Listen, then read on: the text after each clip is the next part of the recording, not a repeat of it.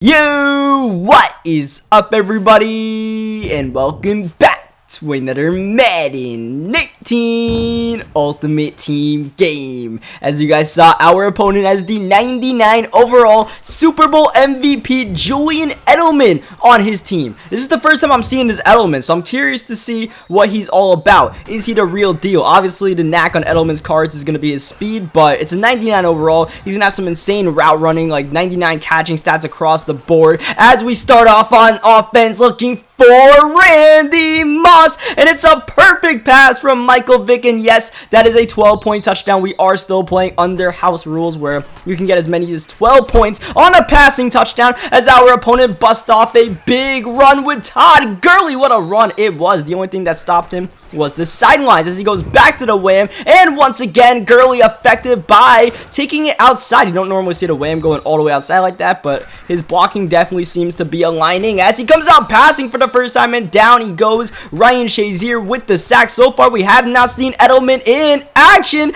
Instead he goes double coverage, so I don't know what this guy's thinking. Third down and 17. He still runs the wham, still bounces it outside. It does make it a fourth down and manageable, and he is going to keep the offense on the field. He is going to come out passing, and he's going to throw an interception. He didn't want the field goal. Instead, he put his hands in the cookie jar, and Ryan Shazier did not let him get away with it. It feels good to have this early 13-0 lead, and we're looking for more. Moss again, but this time Moss can't come down with it. Moss was more open on that throw than the previous play. As we go one more time to Randy Moss, you can see I am definitely trying to get these long touchdown passes, and Randy Moss is the go-to guy when you want a long touchdown, and he had a step once again, but that's going to be intercepted by Rondé Barber. It looked like an absolute underthrow there from Michael Vick. Probably something to do with the way I pass-led the ball, because that looked like it should have been a touchdown. Moss had a couple of steps. Instead, he's back on offense, back running the ball with Todd Gurley. What a stiff arm. Gurley just tripped up by Ed Reed. Remember, you don't get bonus points for rushing touchdowns, so that would have not been the worst thing in the world. But what a tackle by Ed Reed, because now first down and goal at the 9 becomes second down and goal at the 22. That is intentional grounding as he hands it off to Ricky Williams.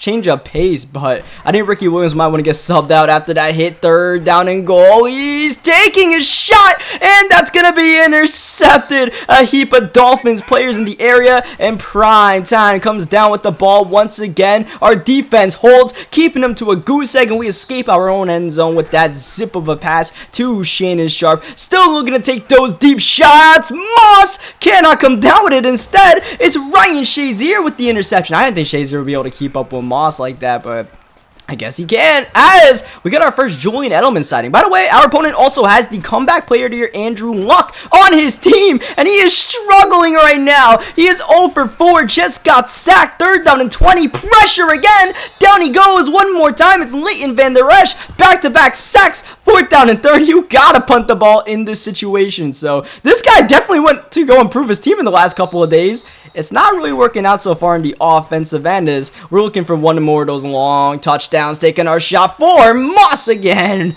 but it's broken up in the middle of the field. Second down and 10. I'm just abusing Randy Moss at this point a little bit too much. I got like one sight vision for Randy Moss. It actually works out that time. Moss is able to make the catch. Check out RB wide open. I'm thinking touchdown, but at this point, you know, it's normal touchdown territory. Everything's worth 6 points, so no need to force the ball to Randy. We could give the ball to Todd Gurley, as we do here, handing off, and look at those blocks in line for Todd Gurley getting in the end zone. A 20-0 lead. Normally in that situation, you want to go for the 2-point conversion to make it a 21-0 lead, but with the house rules the way they are, you just take your PAT, man, and just let the situations align themselves. As unfortunately, we give up a deep bomb. Darius Slay couldn't keep up with Randy Moss as he comes out passing out the 2-minute warning. Luck lets it fly, and that's going to be intercepted by the Ballhawk. Ed Reed, one more time, he gets near the red zone and comes up with 0 points. You have to value possession of the ball, and this guy's doing the exact opposite as he continues to send like constant blitzers. What he's doing is he's sending 4, maybe 5 on a rush, and then he's trying to, you know, send extra blitzers as soon as the play starts, as you guys see right there. Third down and 14, looking for Moss, and what a big play that was. The rack ag, as the Madden community likes to call it, definitely coming in clutch right now. Randy Moss over Dion a couple of times. One more time trying to exploit that matchup, but Michael Vick sails the pass a little bit too far. Not the worst thing in the world. As he continues to send constant blitzers as the play develops, and this is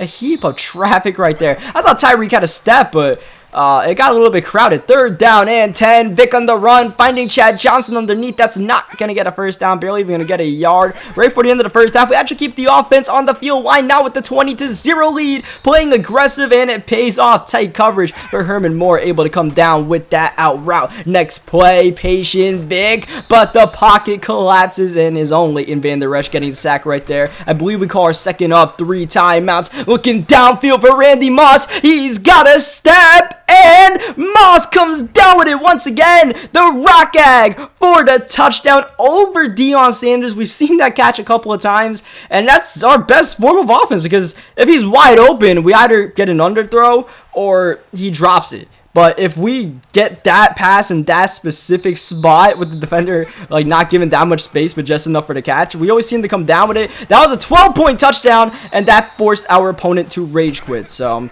we really didn't get to see anything out of Edelman. That guy really wanted to run the ball for some reason in the house rules. He should just be playing normal MUT seasons, so that was his game plan, to halfback wham. Either way, we ran him out the gym. 3rd down and 9. Michael Vick, only a 3-man rush, sitting, waiting, eventually finding Tyreek Hill, trying to move the chains right there, but it's going to be 4th down and 2. Offense on the field, going for it, and we're not going to get it because Alan Page comes screaming through. Keep your eye on that Alan Page, because you guys are going to notice on the left side that he just constantly keeps on coming in free on just not even blitzes, just like a 4-man pass rush. I'll explain more of that as, you know, we get back on offense. First, we're on the defensive side, 3rd down and 1. I don't know how this guy hasn't thrown the ball to any of his open receivers. He absolutely blew that play. Throws it to Moss too late, incomplete, not both feet in bounds. 4th down and 1, going for it, passing, big middle, got his man, but once again, not both feet in bounds. This time, Jerry Rice is gonna let him down. A turnover on downs. As you guys see, we are still running this heavy mid blitz, or just blitzing in general, like cover 0 defense, just because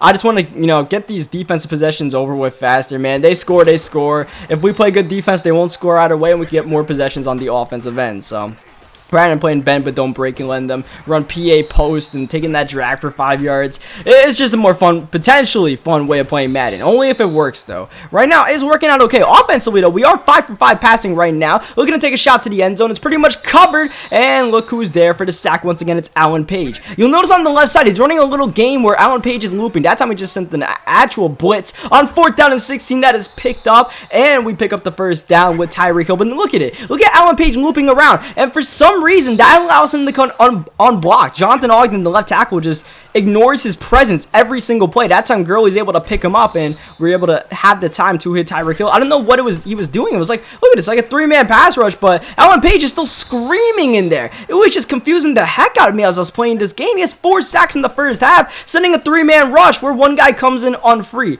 Or just comes in free. So that's just the great blocking of Madden 19. 4th down and 13.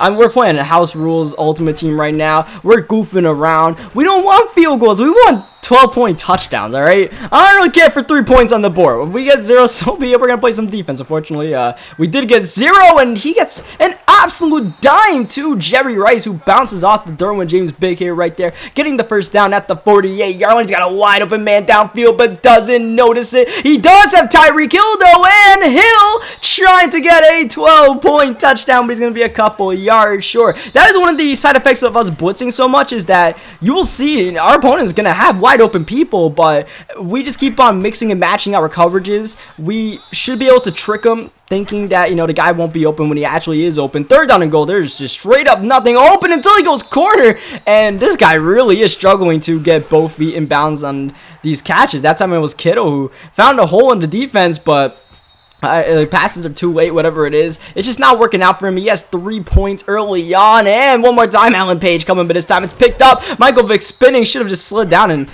tackled for a gain of 7 yards. We will take that as we try to get a 2-minute drill going here. Any sort of touchdown gives us the lead, whether it's 12, 9, or 6 points. We're looking to pass, but that'll be intercepted. And on the run back, Michael Vick, the last line of defense, and Michael Vick just able to hold up. I tried to go to the out route that worked on the earlier 4th down. Instead, he gets the INT from Ramsey and the rushing touchdown from Barry Sanders. Not for taking that shot from Lawrence Taylor, but that only allowed him to bounce into the end zone. So in a game that, you know, we were playing pretty well defensively once again, holding up in the red zone, even offensively, 9 for 11 passing are just 2 mistakes. One of them, we literally just scored 7 points from. The other one was an interception as well. Now it's 10 for 12 passing. Problem with these checkdowns is we're running out of time in the first half. And once again, this Alan Page had his 5 sacks in the first half. At this point, I finally realized what was going on. As you see Gurley picking up the block, and Tyreek Hill has a step, and Tyreek Hill needs to score this touchdown, and he will. That will give us the lead. As odd as it sounds, a 10-point lead should be a 2-possession lead, but with house rules, with the 12-point touchdown in the line, we have just completely swung the pendulum of this game. As he goes middle, we got caught on the defensive line right there. Not the worst thing, since he doesn't have much time to work with near the end of the first half. Michael Vick stepping, definitely wanted to throw this, but he crosses the line and is tackled anyways. He calls his 2nd and 3 timeouts. Only 7 seconds left. We get caught on aggressive pass rush, so we just politely take that off. As time is ticking down, he's got to make a throw. He's going middle, and it's tipped and intercepted by Derwin James. Get up, Derwin. He finally does, but a little bit too late. Tackled in the middle of the field, and I don't really know how to feel about this 3-point lead, because like we threw the pick 6 to him. Oh, Bobby Swagner inside. At the same time, like we just got one deep on to Tyreek Hill, so I mean, we'll just play defense in the second half. As you see, he's not really working on much of a passing. He's taking a lot of hits. 3rd down and 9. He's going to fire a dime. It's caught by Moss. That was on me right there. I just completely booted his zone right there. We had the perfect defense. I just messed up with my users. And there, I just had 2 routes to cover. 2 in the middle. One in the middle, 1 outside. I picked the one in the middle at the last second. And that was like a no-win situation, as he's got a clean pocket with Vic. Got the catch, but he loses the ball. It's a fumble from Rice. And that is Derwin James laying the boom. You guys saw we were just putting big hit after big hit on him throughout the game, and especially on that drive, and eventually we were going to force a fumble. He was just going to keep on playing dangerous in the middle of the field like that as we go downfield for Randy Moss. That's a catch, a touchdown, and 12 points on the board once again. Normally in this situation we would be up 14-10 in house rules Madden Ultimate Team. It's 26-10, and that, ladies and gentlemen, is a 2-possession lead in house rules. The maximum points you can score in 1 possession is 14 with a touchdown and a 2-point conversion, as this guy needs to solve our defense quickly, because now it's 3rd down and 10. The blitz coming out of Litton Van Der Esch, forcing the incompletion. 4th down, offense staying on the field, and Van Der Esch coming through with only his 1st sack of the game, but his pressure throughout was definitely making an impact, and that will force the rage quit. How about house rules really impacting that game? Because there's no way the guy quits if it's just 14-10, but 26-10, he's out. Leave a like in the video if you guys enjoyed the gameplay. Subscribe for more Madden 19 games, and I will catch you guys next time.